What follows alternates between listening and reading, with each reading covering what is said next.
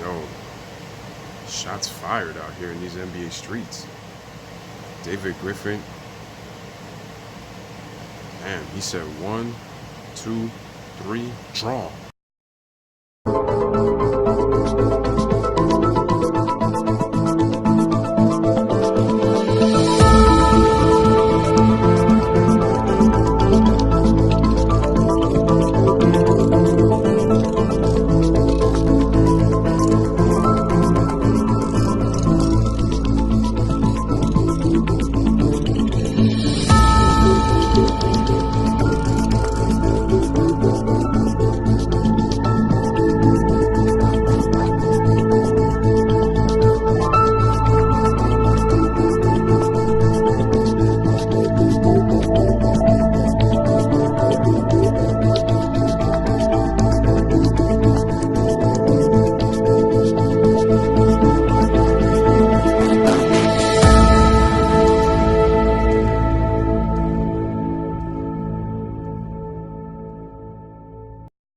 Again, welcome back to the Lewis Basketball Network. It is your boy Lewis and I'm back with another one. And I wanted to talk about David Griffin, the former GM of the Cavaliers. Um, he kind of took some shots at LeBron James and kind of expressed his situation in Cleveland, basically saying that it was pretty much miserable trying to build a team around LeBron. The way I look at it is, I think that he was trying to look at it in a way of taking more shots at Dan Gilbert, because let's face it, that Cleveland front office was pretty toxic. It was pretty bad. I'm not gonna front. I can't even lie. And I've always said that I thought in the first half of LeBron's tenure in Cleveland, I feel like the front office was very bad because they didn't supply LeBron with that second star that he needed in order to get over the hump and win a championship. And I get on LeBron a lot in terms of his issues on the court. Like, my issues are not with LeBron off the court; it's more so on the court.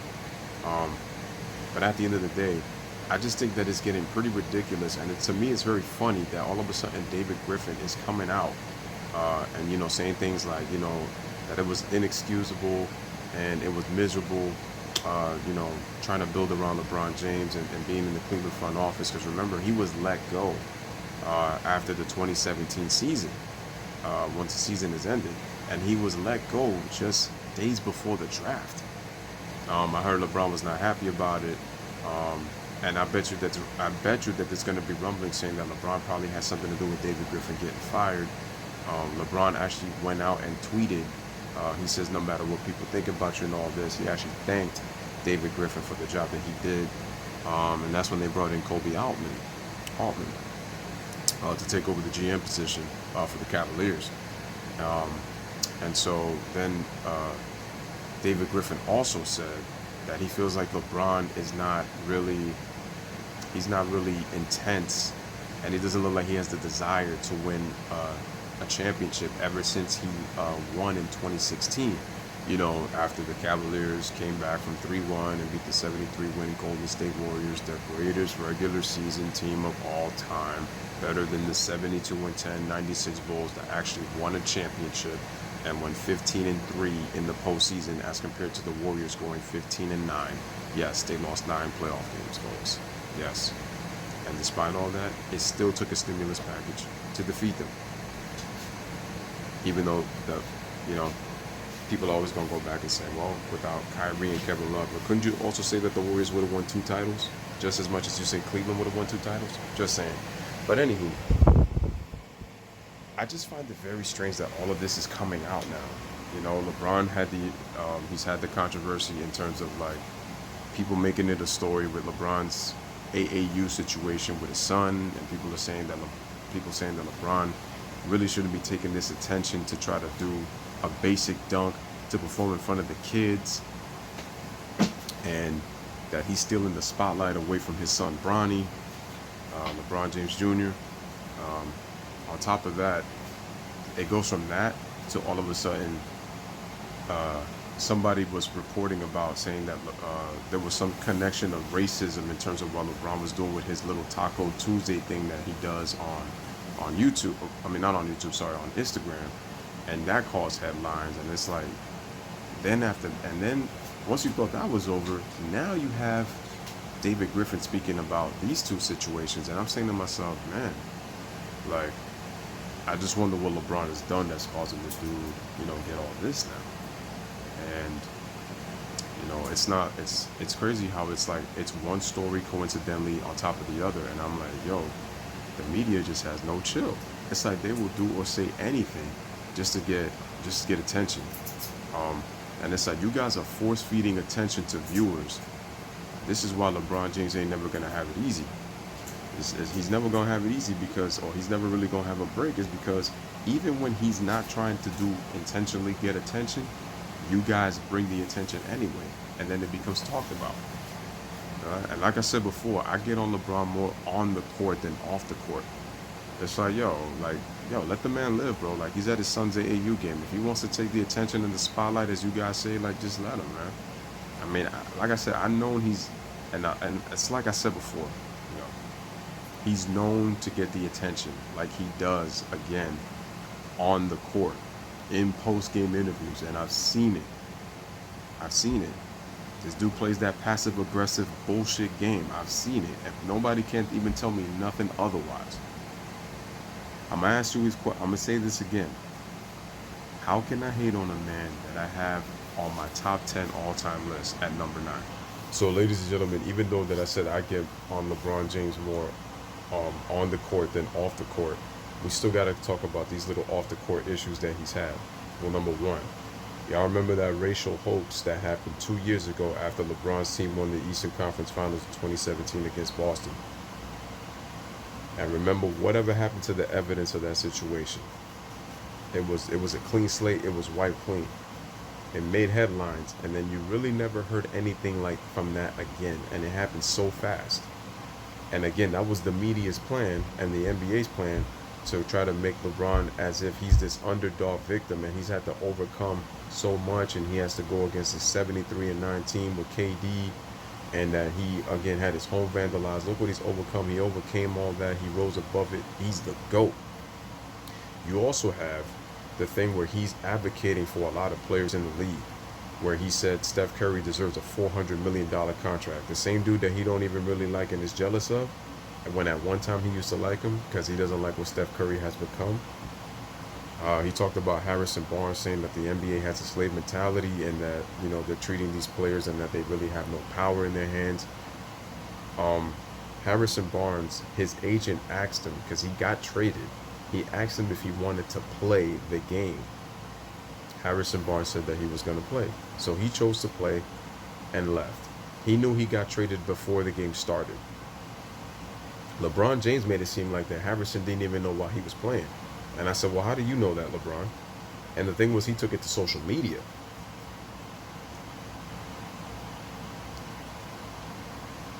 And like I said, the issue that I have with LeBron is he feeds into his own ego by the media. And the media, and this is, like I said, LeBron deserves some blame, which his fans will never hold him accountable for. Is it completely 100% LeBron's fault? No. The media, though, gets most of the blame for what they're doing to LeBron James. Any story will be crucified and magnified to a T anytime LeBron James does something. And what's happening now, folks? This David Griffin situation is just, I'm telling you, it's a small little microcosm for what's happening. Because I was saying this when LeBron's last season in Cleveland, that once he was to leave Cleveland, a lot of baggage, slowly but surely, is going to start to come out. Richard Jefferson has exposed Clutch Sports on TV earlier this year. You have David Griffin speaking out. I mean, you even had Isaiah Thomas, when he played with LeBron, kind of speak out. Like I said, little by little, you're just going to see all these little clumps of dirt just come out. Now, you can believe that it's not true or not, and we will never know. Because, as you know, people will say, yo, people are just saying anything to hate on this man. But the problem is, when you have a guy who's comfortable in an uncomfortable environment, when you have a guy who throws his teammates under the bus, and yes, he has. I don't want to hear about this thing that LeBron is this great teammate, because he ain't. He's only great to his friends, not the teammates. he comes off as that. And I said before, ladies and gentlemen, LeBron is an outgoing guy. He's an outgoing guy. But when the opportunity presents itself, he'll stab you right in the back. He'll stab you right in the back. I mean, do you know how many people he's pissed off when he's had to leave? Now, people can say, well, they're like, well, yo, why are they mad? Because LeBron is just taking control of his career. I understand that. But this is what I keep telling y'all. He already had the plan to leave Cleveland to go to South Beach in 2010. And this was stemming from Olympic play with D Wade. Originally, it was supposed to be Melo, but he dropped the ball on that. He went for the money, and they ended up getting Chris Bosh as a replacement. Then you have 2014 when he told Kyrie Irving in the regular season, hey, man, keep doing what you're doing, man. You might see me one day. Kyrie signs on the dotted line, 5-year, $90 million. LeBron James says, yup, that's the opportunity to jump ship. Now, people can say to David Griffin, you should be lucky. You should be grateful that because of LeBron James, that you have a championship. I love how you mentioned that, but then forgot to leave one little small speck of a detail. Do y'all notice that anytime when LeBron goes to a team, changes have to be made? Because it happened when he went to South Beach in 2010, 2011. That was not the same roster. The roster was completely different in 2013, 2014 before LeBron arrived to Cleveland in 2014, 2015. Did you know how many changes had to be made? Which tells you that LeBron has had help in his career. There's always been a shakeup with rosters anytime LeBron leaves and enters a situation. That's what's happened in his career. And let's not forget the collusion that happened with Rich Paul and AD. We can't ignore that. The buffoonery that went behind that. And then you have some fans that saying, oh, you know, LeBron, he was tanking. He was tanking so that they could get AD. I'm gonna ask you this question. So why the hell are you saying that you're going into playoff mode and purposely tanking when people were predicting you to make the playoffs? You still have more than enough time to make the postseason. Oh, I get it. Lonzo Ball was hurt. Brandon Ingram was hurt. Kyle Kuzma was hurt. JaVale McGee was hurt. Tyson Chandler was hurt. Rajon Rondo was hurt. But none of those guys were mentioned when they were losing when LeBron James was hurt. But when LeBron James comes back, all of a sudden those guys get mentioned. Listen, LeBron James is still playing at a high level and still being very proficient. 27, 8, and 8 on 51% shooting, which shows you that he's able to perform at a high level still, even at his age in his 16th season at 34 years old. The problem that I keep telling you guys is his stats were empty. They had no impact. In past years, LeBron's stats would have an impact, and this is a guy who pays attention to the stat sheet. He's always having a sheet to try to pay attention to the stats. He's aware of what's going on, folks. He's aware. So what I keep telling you is that even if he averaged those numbers, what impact does it have if you're not winning basketball games? Also, LeBron chooses not to defend. He defends on when he wants to, and even then, so he's still blowing assignments. Listen, nobody's perfect. Everybody's going to get blown from time to time. But to see the fact that LeBron doesn't even put even an inch, not even an ounce of effort, that's what happens, folks. And it's unfortunate, but it's bad. But even then, so again, like David, and it's like I said before again, you know, sorry for stuttering and all that, but David Griffin, remember when Dell Demps didn't pull the AD trigger on the trade when there was speculation throughout the year? What happened? The minute that David Griffin gets a godsend by the NBA and from the heavens and gets dropped into the New Orleans franchise, AD is automatically a Laker. And it's even to the point that David Griffin even questions LeBron's motive on getting Anthony Davis. But the minute that David Griffin comes, AD gets traded to the Lakers. So he did LeBron a favor. And this is the NBA's way of saying that we're going to try to help LeBron get a ring. That's what they're trying to do. But like I said, once again, I still find it funny that David Griffin decided to come out with these comments now. And I felt like he really couldn't say really anything at the time in Cleveland. And he was saying very good things about LeBron. But I think it was very difficult to probably say what he really felt because of what kind of stress he was probably under. Who knows? And now that he doesn't have to deal with that in Cleveland, now he could kind of be more truthful in terms of what he's saying. Because there was probably, like I said, there was a lot of deep stuff going on in that front office. On top of the fact, if you remember that 2017-2018 season, there was a hell of a lot of stuff going on there too. And like I said, LeBron, like I said, he said it before, man. He loves being uncomfortable, and he was in that uncomfortable environment. But you notice anything that was going on, LeBron just pretty much stayed away from it, and he showed no leadership. He was just kind of like going with the flow, just letting things happen. And even then, so when he went to, even when the Cavaliers got eliminated in the NBA Finals, you know, you're the last team to lose, coming in second place to the Golden State Warriors when they got KD. LeBron James, Dwayne Wade exposed him, saying that he already had his sights set on Cleveland. His mind was already in Hollywood, which I already told you. He said, I'm just going to play out this season of this, and this. And that's another thing I don't like. The fact that every single time that LeBron James is on a team, every single team that he's been on are bums. They're bona fide scrubs. They're trash teams that he takes to the finals. That you could take 4 cans of paint, you could take with 4 paintbrushes, a sponge, and a plate, and LeBron could take that and he could make them an NBA Finals contender. Well, that's a bold-faced lie. LeBron makes your team better, no question about it. LeBron gets players very good open shots, but that's due to his system. I'm going to ask you this question, and I'm going to leave you with this. What player in LeBron's career has he made better? Don't tell me Dwayne Wade, because Dwayne Wade's numbers sacrificed, and Dwayne Wade played off the ball for LeBron's benefit. So don't tell me Dwayne Wade. Chris Bosh, he was going to be the sacrificial lamb. He had to be a three-point shooter, stretch the floor, play defense, get rebounds type of player. Don't tell me Kevin Love. Kevin Love was play center, and he had to be a stretch player. Don't say Kyrie Irving. Oh, he made Kyrie Irving ever. He had a career year in 2017. That's because Kyrie took more shots, and LeBron low-key deferred to him to kind of say that, oh, I do make players better because I let Kyrie kind of do his thing. He didn't make Kyrie Irving better.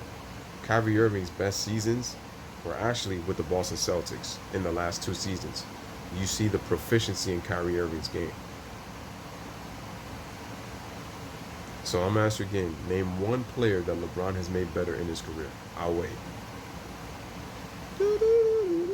Still waiting. Name one player who he made better. Really, to be honest. Can't really say it, right? But anywho, once again, this is ladies and gentlemen, this is your boy Lewis with another one, and I'm going to tell you again. I just feel like LeBron James, I think he should be on his way out, because I feel like the attack and this storm, the calm before the storm that is coming, I don't think LeBron James is going to be ready for it. I mean, he's dealt with a lot of criticism in his career, but I just think that the way that they're doing Melo, what they're doing to CP3 right now, LeBron James is going to get it the worst, because he at one point was the face and the golden boy of the NBA and quote-unquote the best player in the NBA, and he was. 10 years? I don't think 10 years. I think more so 5. But the NBA they're gonna really cast a spell, man, and I'm telling you, they're gonna force LBJ out. Especially with all of these reports coming out and all of these situations attacking LeBron James on an everyday level. I think it's crazy. I think it's not warranted, but it's happening because I just think, again, this to me is the Kawhi Leonard effect, and the fact that Kawhi Leonard is possibly him and Giannis Antetokounmpo being the faces of the NBA. And I think they have pretty said that if LeBron doesn't probably win a championship of 1 to 2, you're pretty much the La Cachet, the La Legacy is La over, and it is La done, La period. So once again, as always, bless up, live, laugh, love. Thank you for watching, and you already know the deal, man. DJ, hit that down. sé muy bien, quizás esto ni fuera.